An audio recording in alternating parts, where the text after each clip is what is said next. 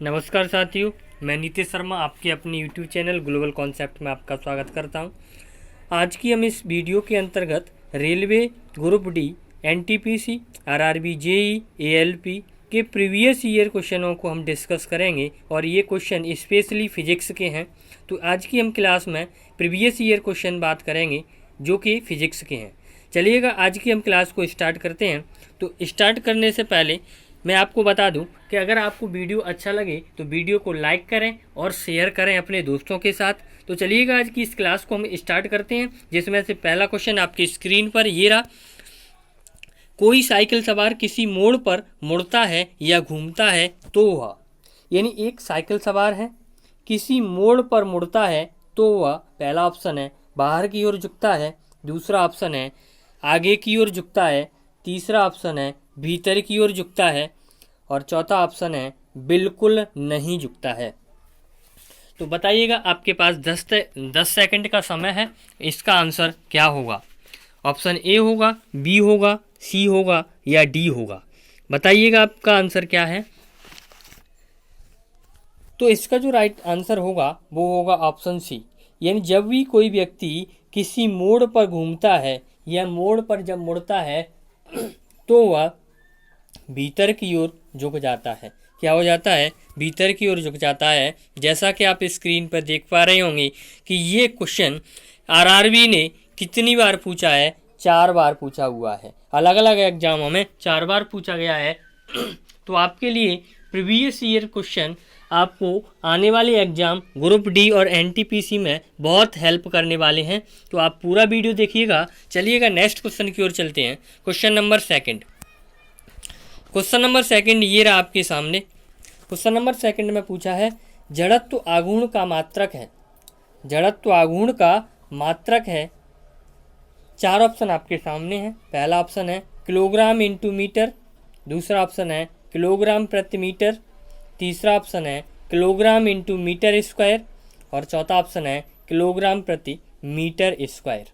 तो बताइएगा जड़त्व आघूर्ण का मात्रक क्या है? जड़त्व आघूर्ण का मात्रक क्या है? जड़त्व आघूर्ण का मात्रक क्या है? तो इसका जो राइट आंसर होगा वो होगा kilogram into metre square. Kilogram into metre square इसका क्या होगा? राइट आंसर होगा। नेक्स्ट क्वेश्चन की ओर चलते हैं। क्वेश्चन नंबर 3 ये रहा आपके सामने। क्वेश्चन नंबर 3 में पूछा गया है, न्यूटन प्रति किलोग्राम मात्रक है। न्यूटन प्रति किलोग्राम मात्रक है, किसका मात्रक है? ये आपसे पूछा है। पहला ऑप्शन है त्वरण का, दूसरा ऑप्शन है बल का, तीसरा ऑप्शन है क्षमता का, चौथा ऑप्शन है ऊर्जा का। तो बताइएगा इसका आंसर क्या होगा। न्यूटन प्रति किलोग्राम किसका मात्रक होगा, ये आपसे पूछा है। तो इसका जो राइट आंसर होगा वो होगा त्वरण। क्या होगा? त्वरण होगा। कैसे होगा? कारण भी जान लीजिएगा कि आपने एक फॉर्मूला सुना होगा कि बल का फॉर्मूला क्या होता है? F बराबर ma, यानी F क्या है? यहाँ पे बल है, m क्या है? द्रव्यमान है, a क्या है? त्वरण है। जब इस वाले m को आप इधर ले जाओगे तो क्या बन जाएगा? F divided m equal a। तो यानी कि बल को हम किस में मापते हैं? न्यूटन में, और मास को हम किस में मापते हैं? किलोग्राम में। तो त्वरण का मात्रक क्या निकल के आया? न्यूटन प्रति किलोग्राम निकल कर आया। नेक्स्ट क्वेश्चन की ओर चलते हैं। क्वेश्चन नंबर 4 ये रहा आपके सामने। क्वेश्चन नंबर 4 में पूछा हुआ है, कोई वस्तु अधिकतम भारशील हो जाती है। कोई वस्तु अधिकतम भारशील हो जाती है, किस में हो जाती है? ये आपसे पूछा है। पहला ऑप्शन है वायु में, दूसरा ऑप्शन है जल में, तीसरा ऑप्शन है हाइड्रोजन में और चौथा ऑप्शन है निर्वात में। तो बताइएगा इसका आंसर, राइट आंसर क्या होगा? राइट आंसर क्या होगा? इसका जो राइट आंसर होगा वो होगा ऑप्शन डी, राइट आंसर। यानी जब कोई वस्तु अधिकतम जो भार होता है वो किस में होता है? निर्वात के अंतर्गत अधिकतम भार होता है। नेक्स्ट क्वेश्चन चलते हैं। क्वेश्चन नंबर 5 ये रहा आपके सामने। क्वेश्चन नंबर 5 में पूछा है, अदिश राशि कौन है? अदिश राशि कौन सी है, ये आपसे पूछा है। ऊर्जा है, बलागुण है, संवेग है, या उपयुक्त में से सभी है। तो बताइएगा अदिश राशि कौन सी है? अदिश राशि कौन सी है, इसका आंसर क्या होगा? तो अदिश राशि, इसका जो राइट आंसर है वो होगा ऑप्शन ए, राइट आंसर। ऊर्जा एक कैसी राशि है? एक अदिश राशि है। ऊर्जा एक अदिश राशि है, और ऊर्जा भी दो प्रकार की होती है, एक स्थैतिक ऊर्जा और एक गतिज ऊर्जा। स्थैतिक ऊर्जा और गतिज ऊर्जा।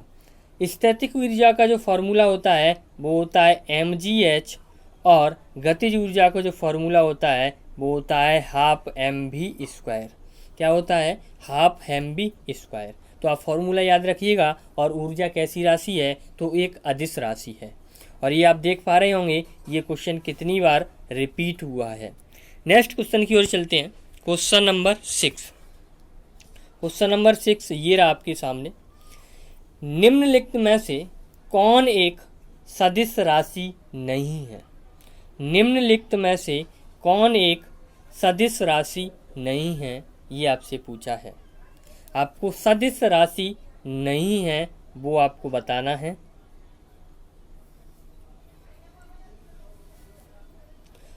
पहला ऑप्शन है संवेग, दूसरा ऑप्शन है कोणीय वेग, तीसरा ऑप्शन है वेग, और चौथा ऑप्शन है द्रव्यमान। तो बताइएगा इसका आंसर क्या होगा? इसका आंसर क्या होगा? सदिश राशि नहीं है, ये आपसे पूछा है। तो इसका जो राइट आंसर है वो होगा ऑप्शन डी, राइट आंसर। क्या होगा? द्रव्यमान एक। द्रव्यमान एक कैसी राशि है? सदिश राशि नहीं है। कैसी है? तो फिर द्रव्यमान एक अदिश राशि है। कैसी राशि है? अदिश राशि है। आप याद रखिएगा। नेक्स्ट क्वेश्चन की ओर चलते हैं। Question number 7। क्वेश्चन नंबर 7 ये रहा आपके सामने। पूछा है पृथ्वी वायुमंडल को किस प्रकार पकड़े रहती है? पृथ्वी वायुमंडल को किस प्रकार पकड़े रहती है, ये आपसे पूछा है। पहला ऑप्शन है गुरुत्वाकर्षण से, दूसरा ऑप्शन है पृष्ठ तनाव से, तीसरा ऑप्शन है पृथ्वी के अपवर्तन से, और चौथा ऑप्शन है सूर्य के प्रभाव से। तो बताइएगा इसका क्या होगा आंसर? जो पृथ्वी है वो वायुमंडल को किस कारण या किस प्रकार से पकड़े रहती है, इसका क्या आंसर होगा? तो इसका जो राइट आंसर होगा वो होगा था ऑप्शन ए, राइट आंसर। क्या होगा? ऑप्शन ए, राइट आंसर होगा। गुरुत्वाकर्षण से आपका वायुमंडल रुका रहता है। पृथ्वी का एक गुरुत्वाकर्षण है, और गुरुत्वाकर्षण के बारे में किसने बताया था? तो एक वैज्ञानिक थे, उस वैज्ञानिक का नाम है न्यूटन। क्या नाम है? न्यूटन नामक वैज्ञानिक ने इसको, यानी कि हमको गुरुत्वाकर्षण के बारे में सबसे पहले समझाया था। नेक्स्ट क्वेश्चन की ओर चलते हैं। नेक्स्ट क्वेश्चन, क्वेश्चन नंबर 8 है आपके सामने ये रहा। एक लड़के का भार पृथ्वी पर 600 न्यूटन है, तो इसका चंद्रमा पर भार कितना होगा? पृथ्वी पर भार 600 न्यूटन है, चंद्रमा पर भार कितना होगा? 4 ऑप्शन आपके सामने हैं। बताइएगा इसका आंसर क्या होगा? अगर आपने वीडियो को अभी तक लाइक नहीं किया है तो वीडियो को लाइक कर दें, और चैनल को अभी तक सब्सक्राइब नहीं किया है तो चैनल को सब्सक्राइब करें और अपने दोस्तों के साथ शेयर करें, और ये भी बताएं इसका आंसर क्या होगा। एक लड़के का भार पृथ्वी पर कितना है? 600 न्यूटन। तो चंद्रमा पर आपसे पूछा है, तो चंद्रमा पर भार जो होता है वो पृथ्वी के भार का 1/6 होता है। पृथ्वी के भार का 1/6 भार कहाँ होता है? चंद्रमा पर होता है। जबकि पृथ्वी पर भार कितना है? 600 है, और 600 का आप 1/6 निकालोगे, 1/6 तो कितना निकल के आएगा? 100 निकल के आएगा। यानी कि ऑप्शन डी इसका क्या हो जाएगा? राइट आंसर हो जाएगा। यानी किसी भी व्यक्ति का भार पृथ्वी पर 600 न्यूटन है तो चंद्रमा पर कितने न्यूटन होगा? 100 न्यूटन होगा। नेक्स्ट क्वेश्चन की ओर चलते हैं। Question number 9। क्वेश्चन नंबर 9 ये रहा आपके सामने। क्वेश्चन नंबर 9 में पूछा है समय के साथ विस्थापन में परिवर्तन की दर को कहा जाता है। समय के साथ विस्थापन में परिवर्तन की दर को कहा जाता है, क्या कहते हैं? ये आपसे पूछा है। पहला ऑप्शन है त्वरण कहते हैं, दूसरा ऑप्शन है बल कहते हैं, तीसरा ऑप्शन है चाल कहते हैं, चौथा ऑप्शन है वेग कहते हैं। तो बताइएगा इसका आंसर क्या होगा? इसका आंसर क्या होगा? तो इसका जो राइट आंसर होगा वो होगा ऑप्शन डी, राइट आंसर। तो आपको याद रखना है कि वेग बराबर क्या होता है? वेग बराबर होता है विस्थापन अपॉन समय। विस्थापन अपॉन समय, विस्थापन बटे समय वेग का क्या होता है? फॉर्मूला होता है। तो यानी कि समय के साथ विस्थापन में परिवर्तन की दर क्या कहलाती है? वेग कहलाती है। तो इसका right answer option number D होगा। नेक्स्ट क्वेश्चन की ओर चलते हैं। नेक्स्ट क्वेश्चन ये रहा आपके स्क्रीन पर, क्वेश्चन नंबर 10। डैश की एसआई इकाई न्यूटन है। ये आपसे पूछा है किसकी इकाई न्यूटन होती है, ये आपसे पूछा है। पहला ऑप्शन है वजन और द्रव्यमान की, दूसरा ऑप्शन है वजन और संवेग की, तीसरा ऑप्शन है वजन और त्वरण की, चौथा ऑप्शन है वजन और बल की। तो बताइएगा किस किस की इकाई न्यूटन होती है, किस किस का मात्रक न्यूटन होता है, ये आपसे पूछा है। ये आपसे पूछा है। तो इसका जो राइट आंसर होगा वो होगा ऑप्शन डी, राइट आंसर। वजन और बल की इकाई क्या होती है? इसका मात्रक क्या होता है? न्यूटन होता है। वजन और बल का मात्रक न्यूटन होता है। और ये क्वेश्चन आपका 2018 की शिफ्ट में यानी कि जो पेपर हुआ था उसमें पूछा गया है। नेक्स्ट क्वेश्चन की ओर चलते हैं। क्वेश्चन नंबर 11 ये रहा आपके सामने। जी का मान डैश। पहला ऑप्शन है विषुवत रेखा पर अधिक और ध्रुवों पर कम होता है, दूसरा ऑप्शन है पृथ्वी के केंद्र की ओर जाने पर कम होता है, तीसरा ऑप्शन है पृथ्वी की सतह से ऊपर जाने पर बढ़ता है, चौथा ऑप्शन है नियत रहता है। तो आपको जी के मान के बारे में कंडीशन दी हुई है, इसमें से आपको बताना है कौन सी कंडीशन राइट है, कौन सी कंडीशन सही है, ये आपसे पूछा है। तो बताइएगा इसका आंसर क्या होगा। तो इसका जो राइट आंसर है वो है ऑप्शन बी, राइट आंसर। पृथ्वी के केंद्र की ओर जाने पर जी का मान क्या हो जाता है? कम होता जाता है। जी का मान कम होता जाता है। क्या होता है? कम होता जाता है। नेक्स्ट क्वेश्चन की ओर चलते हैं। क्वेश्चन नंबर 12 ये रहा आपके सामने। द्रव्यमान और वेग का गुणनफल क्या कहलाता है? द्रव्यमान और वेग का गुणनफल क्या कहलाता है, ये आपसे पूछा है। पहला ऑप्शन है संवेग, दूसरा ऑप्शन है बल, तीसरा ऑप्शन है दाब, चौथा ऑप्शन है उत्क्षेप। उत्क्षेप। तो बताइएगा द्रव्यमान और वेग का गुणनफल क्या कहलाता है, ये आपसे पूछा है। इसका जो राइट आंसर होगा वो होगा ऑप्शन ए, राइट आंसर। संवेग बराबर आपने फॉर्मूला याद किया होगा कि संवेग बराबर क्या होता है? द्रव्यमान इंटू वेग होता है। द्रव्यमान इंटू वेग होता है। संवेग को हम P से प्रदर्शित करते हैं, द्रव्यमान को हम M से प्रदर्शित करते हैं और वेग को हम V से प्रदर्शित करते हैं। तो P बराबर V है, M भी क्या हो जाता है? इसका क्या होता है? फॉर्मूला होता है किसका? संवेग का। नेक्स्ट क्वेश्चन की ओर चलते हैं। क्वेश्चन नंबर नेक्स्ट ये रहा आपके सामने। दाब का एसआई इकाई है। दाब की एसआई इकाई है, ये आपसे पूछा है। पहला ऑप्शन है जूल, दूसरा ऑप्शन है पास्कल, तीसरा ऑप्शन है न्यूटन, चौथा ऑप्शन है डाइन। बताइएगा इसका आंसर क्या होगा। क्या होगा इसका आंसर? तो देखिएगा दाब बराबर जो होता है वो क्या होता है? दाब बराबर जो फॉर्मूला बनता है वो होता है बल यानी कि फोर्स अपॉन क्षेत्रफल। दाब बराबर बल अपॉन क्षेत्रफल होता है, जबकि बल को हम किस में मापते हैं, न्यूटन में मापते हैं, और क्षेत्रफल को हम मापते हैं मीटर स्क्वायर में। तो इसी न्यूटन प्रति मीटर स्क्वायर को हम नाम देते हैं क्या, पास्कल। न्यूटन प्रति मीटर स्क्वायर को ही हम क्या कहते हैं, पास्कल कहते हैं। तो दाब की एसआई इकाई क्या हो जाएगी, पास्कल हो जाएगी। ऑप्शन बी क्या हो जाएगा, इसका राइट आंसर होगा। या फिर इसकी जगह पर ऑप्शन में न्यूटन प्रति मीटर स्क्वायर भी दे दे तो भी क्या होगा, हमारा राइट आंसर होगा। नेक्स्ट क्वेश्चन की ओर चलते हैं। नेक्स्ट क्वेश्चन ये रहा आपका, क्वेश्चन नंबर 14 आपके सामने। v वेग से गतिमान m द्रव्यमान का एक पिंड का संवेग क्या होगा। यानी कि वेग दिया है उसका v है, m उसका द्रव्यमान है, तो संवेग आपसे पूछा है। बहुत सिंपल क्वेश्चन है। इससे पहले हम इस प्रकार के क्वेश्चन का डिस्कस भी कर सके हैं कि संवेग का फॉर्मूला बताया था।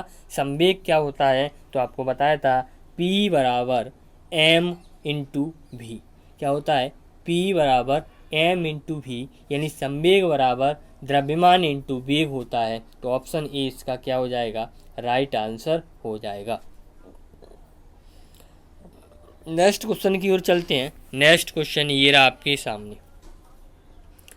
नेक्स्ट क्वेश्चन में पूछा गया है एंगस्ट्रॉम क्या मापता है।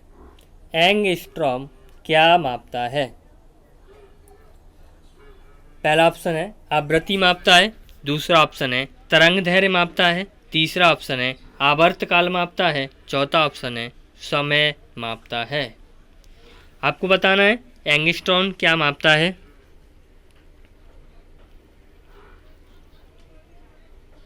इसका जो राइट आंसर होगा वो होगा option B, right answer. Angstrom तरंग दैर्घ्य को मापता है, और इस एंगस्ट्रॉम का जो सिंबल्स होता है वो इस प्रकार से होता है। इस ए के ऊपर बिंदी होती है, एक डॉट का निशान होता है, इसे हम बोलते हैं एंगस्ट्रॉम।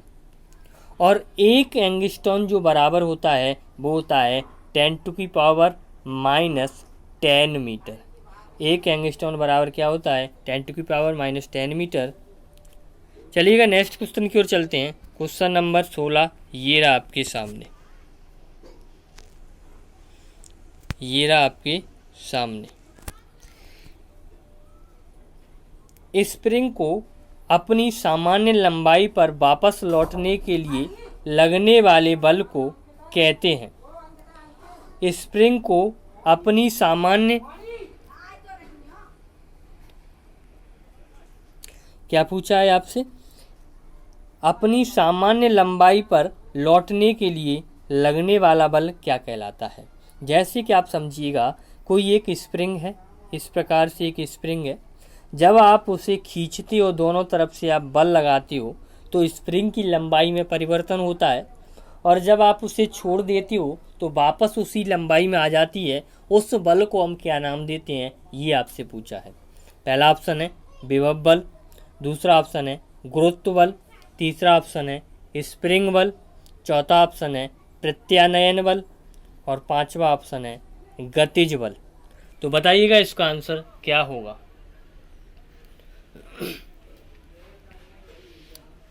इसका आंसर क्या होगा, तो इसका आंसर जो होगा वो होगा ऑप्शन डी, राइट आंसर। क्या होगा, प्रत्यानयन बल या प्रत्यास्था कहते हैं हम उसे। क्या कहते हैं, प्रत्यास्था। प्रत्यास्था या प्रत्यानयन बल उसे हम नाम देते हैं। नेक्स्ट क्वेश्चन चलते हैं। क्वेश्चन नंबर 17 ये रहा आपके सामने। बल का मात्रक है। आपसे पूछा है बल का मात्रक है। क्या है बल का मात्रक।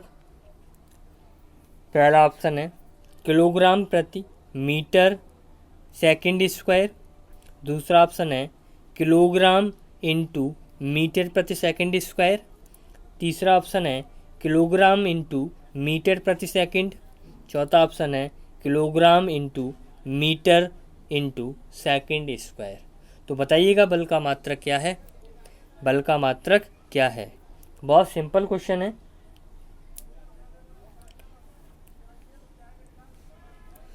तो इसका जो राइट आंसर है वो है option B right answer.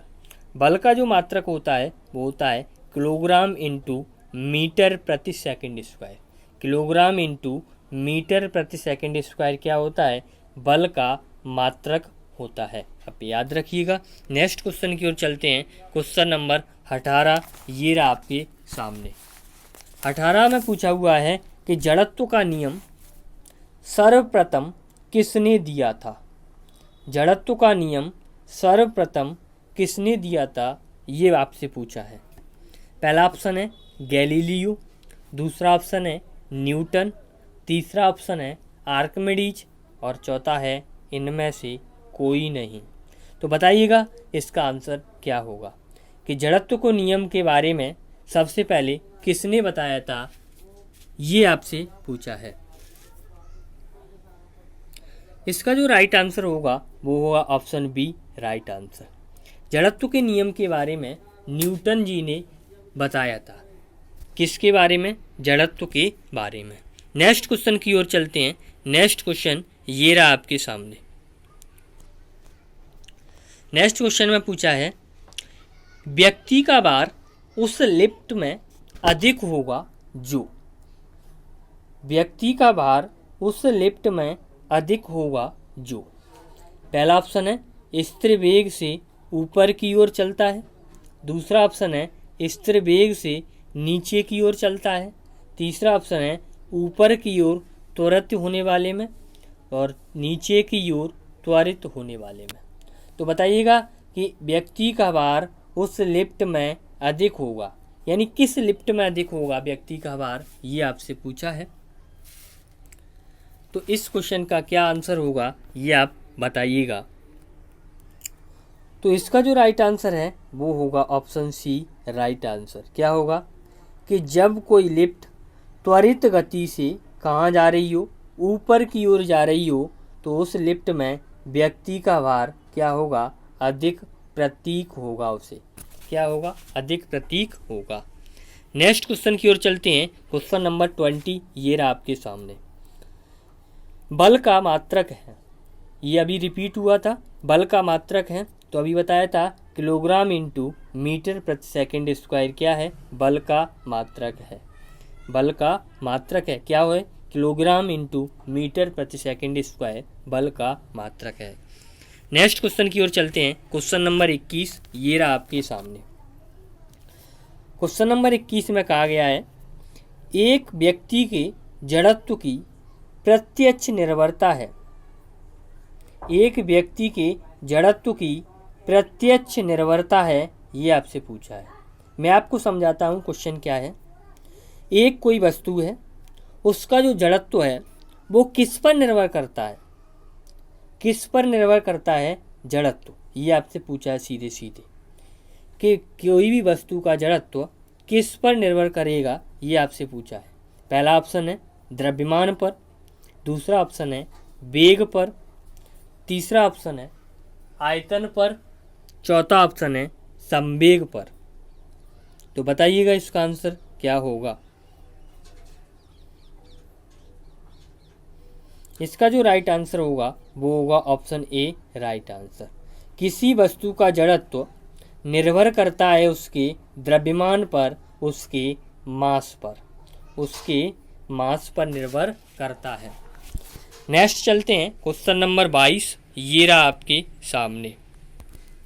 Question number 22 में पूछा है एक गतिशील बस में अचानक ब्रेक लगने से सवारी आगे की ओर झुक जाती है, यह किस नियम का पालन करता है?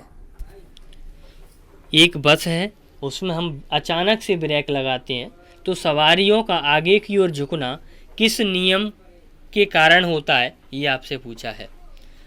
पहला ऑप्शन है न्यूटन का प्रथम नियम, दूसरा ऑप्शन है न्यूटन का द्वितीय नियम, तीसरा ऑप्शन है न्यूटन का तीसरा नियम, चौथा ऑप्शन है संवेग का नियम। बताइएगा इसका आंसर क्या होगा। क्या होगा इसका आंसर? तो इसका जो राइट आंसर होगा वो होगा न्यूटन के प्रथम नियम के कारण। यानी जब कोई बस या कोई भी बाइक जब गतिशील है, यानी जब वह चल रही है और अचानक उस पर ब्रेक लगा दिया जाए, तो उस पर व्यक्ति हैं जो सवार ही हैं वो आगे की ओर झुक जाएंगी। और किस नियम के कारण? न्यूटन के प्रथम नियम के कारण। नेक्स्ट क्वेश्चन चलते हैं, क्वेश्चन नंबर 23, ये रहा आपके सामने। गति के नियमों का प्रतिपादन किसने किया? गति के नियमों का प्रतिपादन किसने किया, ये आपसे पूछा है। पहला ऑप्शन है आर्किमिडीज, दूसरा ऑप्शन है न्यूटन, तीसरा ऑप्शन है आइंस्टीन, चौथा ऑप्शन है डार्विन। आपको बताना है गति के नियमों का प्रतिपादन किसने किया। 4 ऑप्शन आपके सामने हैं, बताइएगा इसका आंसर क्या होगा। तो इसका जो राइट आंसर होगा वो होगा ऑप्शन बी, राइट आंसर। गति के नियमों का प्रतिपादन न्यूटन ने किया था। किसने किया था? न्यूटन ने किया था। इसीलिए इसे हम न्यूटन के गति के नियम भी कहते हैं। न्यूटन के गति के नियम भी कहते हैं इनको।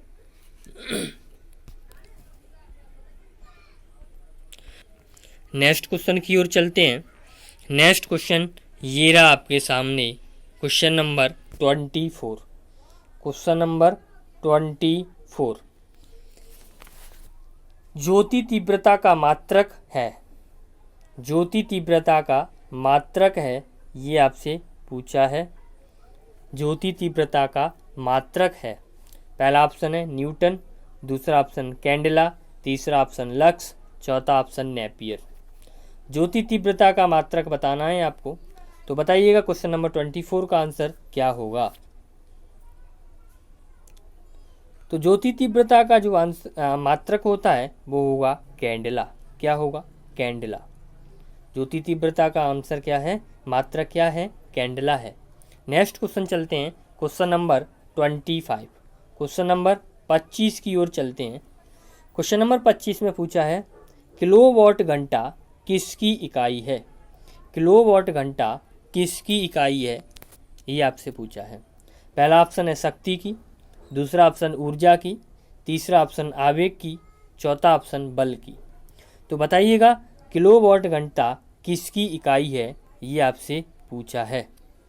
ये आपसे पूछा है। 4 ऑप्शन आपके सामने हैं। तो किलोवाट घंटा इकाई है किसकी? ऊर्जा की। तो इसका राइट आंसर क्या होगा? ऑप्शन बी क्या होगा? राइट आंसर होगा। ऊर्जा को हमेशा किलोवाट घंटे में मापते हैं, या इसकी क्या है? ये यूनिट है। नेक्स्ट चलते हैं क्वेश्चन नंबर 26 की ओर। क्वेश्चन नंबर 26 की ओर चलते हैं। ये रहा आपका क्वेश्चन नंबर 26। कैंडेला मात्रक है। कैंडेला मात्रक है, ये आपसे पूछा है। पहला ऑप्शन है ज्योति प्लस का, दूसरा ऑप्शन ज्योति प्रभाव का, तीसरा ऑप्शन ज्योति दाब का, चौथा ऑप्शन ज्योति तीव्रता का। तो बताइएगा कैंडेला किसका मात्रक है। वैसे आपको मैं बता चुका हूँ, आप सारे लोग इसका राइट आंसर दोगे। कैंडेला किसका मात्रक है, ये आपको बताना है। ये आपको बताना है। तो इसका जो राइट आंसर होगा वो होगा option B, right answer. Option B right answer. Candela किसका मात्रक है? ज्योति तीव्रता का मात्रक है। नेक्स्ट क्वेश्चन की ओर चलते हैं। Question number 27। Question number 27। Question number 27 में पूछा हुआ है एमकेएस प्रणाली में बल का एकक है। एकक का मात्रक, यूनिट, इकाई। बल की इकाई क्या है, ये आपसे पूछी है। किस प्रणाली के अंतर्गत? एमकेएस प्रणाली के अंतर्गत।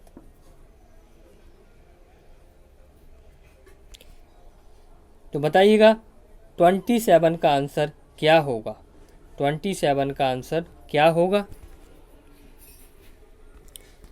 पहला ऑप्शन है जूल, दूसरा ऑप्शन है न्यूटन, तीसरा ऑप्शन है किलोग्राम, चौथा ऑप्शन है न्यूटन मीटर। तो बल का जो मात्रक होता है वो क्या होता है? बल का मात्रक होता है न्यूटन। क्या होता है? न्यूटन। तो एमकेएस प्रणाली में बल की इकाई क्या होगी? न्यूटन होगी। अगर आपसे पूछ ले कि बल का एसआई मात्रक क्या होगा, तो एसआई मात्रक भी क्या होगा, न्यूटन भी ही होगा। क्या होगा, न्यूटन ही होगा, क्योंकि एमकेएस प्रणाली से ही हम एसआई प्रणाली पर यानी कि इंटरनेशनल पद्धति पर गए हैं। यानी एमकेएस प्रणाली का ही बदला हुआ रूप है कौन, एसआई प्रणाली। एसआई प्रणाली क्या है, बदला हुआ रूप है। एमकेएस का फुल फॉर्म क्या होता है, ये आप मेरे को कमेंट करके बताइएगा कि एमकेएस का फुल फॉर्म क्या होगा। जब तक हम नेक्स्ट क्वेश्चन की ओर चलते हैं, क्वेश्चन नंबर 28 की ओर। क्वेश्चन नंबर 28 ये रहा आपके सामने। क्वेश्चन नंबर 28 ये रहा आपके सामने। पूछा है एंगस्ट्रॉम डैश को अभिव्यक्त करने की इकाई है। एंगस्ट्रॉम को अभिव्यक्त करने की इकाई है, यानी एंगस्ट्रॉम को हम किसके द्वारा अभिव्यक्त करते हैं। पहला ऑप्शन है समय, दूसरा ऑप्शन है द्रव्यमान, तीसरा ऑप्शन है लंबाई, चौथा ऑप्शन है बल। तो बताइएगा एंगस्ट्रॉम में किसको नापा जाता है या मापा जाता है, ये आपसे पूछा है। तो इसका जो राइट आंसर होगा वो होगा ऑप्शन सी राइट आंसर। लंबाई का मात्रक है क्या, एंगस्ट्रॉम। एंगस्ट्रॉम में हमेशा किसको मापते हैं, लंबाई में मापते हैं, लंबाई को मापते हैं। तो ऑप्शन सी इसका क्या हो जाएगा, राइट आंसर हो जाएगा। तो ये थे आपके 28 क्वेश्चन जो आज के पेपर के यानी कि प्रीवियस ईयर पेपर के थे। 28 क्वेश्चनों में आपके कितने नंबर क्वेश्चन सही निकले, ये आप कमेंट करके बताइएगा कि आपके 28 क्वेश्चनों के अंतर्गत कितने क्वेश्चन सही निकले, जिससे आपको पता चलता रहे कि आपकी स्टडी कैसी चल रही है, आपकी पढ़ाई कैसी चल रही है। तो मिलते हैं बहुत जल्द एक नई वीडियो के साथ, एक नए क्लास के साथ।